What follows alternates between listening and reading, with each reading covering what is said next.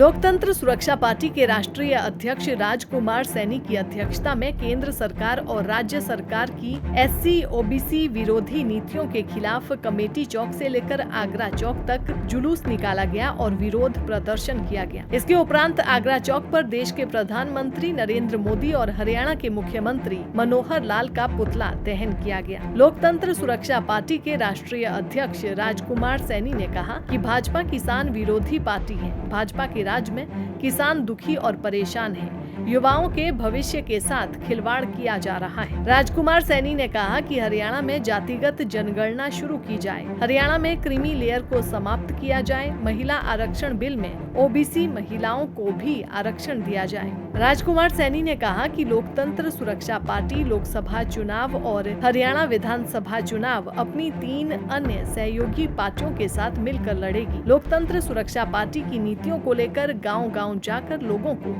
जागरूक किया जाएगा। इस सरकार के खोखले वायदों को लेकर के 2 करोड़ नौकरियां, महंगाई, भ्रष्टाचार पर अंकुश लगाना, किसानों की आमदनी दोगुनी करना, 15-15 लाख रुपए विदेश से काले धन के मंगाना और इस सरकार के जो रवैये को देखा, रवैये को देखने के बाद ये पता लगा कि इन लोगों ने तो सिर्फ बकवास किया, कोरा बकवास, सबका साथ सबका विकास, कोरा बकवास। क्योंकि जो जज भर्ती हुए सरकार की सिफारिश से भर्ती होते हैं पंजाब हरियाणा हाई कोर्ट में, वो सारे के सारे अपर कास्टों से लिए गए, सिर्फ एससी का एक व्यक्ति।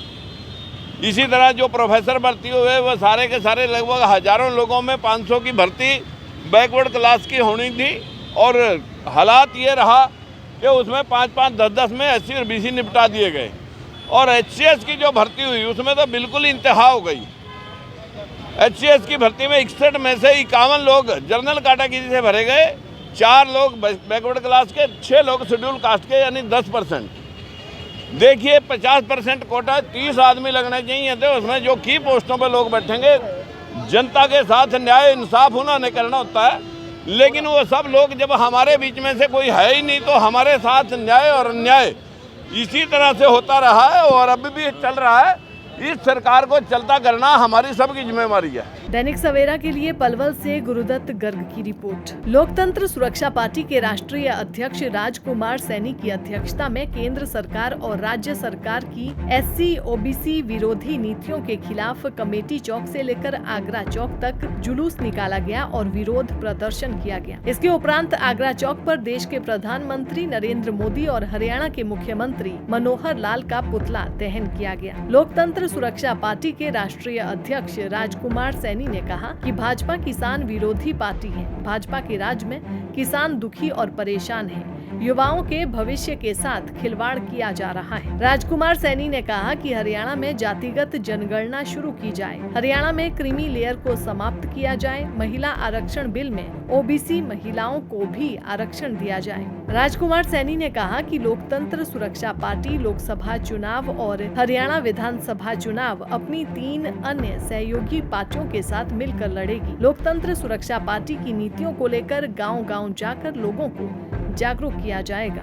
इस सरकार के खोखले वायदों को लेकर के 2 करोड़ नौकरियां, महंगाई, भ्रष्टाचार पर अंकुश लगाना, किसानों की आमदनी दोगुनी करना, 15-15 लाख रुपए विदेश से काले धन के मंगाना और इस सरकार के जो रवैये को देखा, रवैये को देखने के बाद ये पता लगा कि इन लोगों ने तो सिर्फ बकवास किया, कोरा बकवास, सबका साथ सबका विकास, कोरा बकवास। क्योंकि जो जज भर्ती हुए सरकार की सिफारिश से भर्ती होते हैं पंजाब हरियाणा हाई कोर्ट में, वो सारे के सारे अपर कास्टों से लिए गए, सिर्फ एससी का एक व्यक्ति। इसी तरह जो प्रोफेसर भर्ती हुए वो सारे के सारे लगभग हजारों लोगों में 500 की भर्ती बैकवर्ड क्लास की होनी थी और हालात ये रहा कि उसमें 5-5, 10-10 में एससी और बीसी निपटा दिए गए और एचसीएस की जो भर्ती हुई उसमें तो बिल्कुल इंतहा हो गई। एचसीएस की भर्ती में 61 में से 51 लोग जनरल कैटेगरी से भरे गए, 4 लोग बैकवर्ड क्लास के, 6 लोग शेड्यूल कास्ट के, यानी 10%। देखिए 50% कोटा 30 आदमी लगने चाहिए थे, उसमें जो की पोस्टों पे लोग बैठेंगे, जनता के साथ न्याय इंसाफ उन्होंने करना होता है। लेकिन वो सब लोग जब हमारे बीच में से कोई है ही नहीं तो हमारे साथ न्याय और अन्याय इसी तरह से होता रहा है और अभी भी चल रहा है। इस सरकार को चलता करना हमारी सबकी जिम्मेवारी है। दैनिक सवेरा के लिए पलवल से गुरुदत्त गर्ग की रिपोर्ट।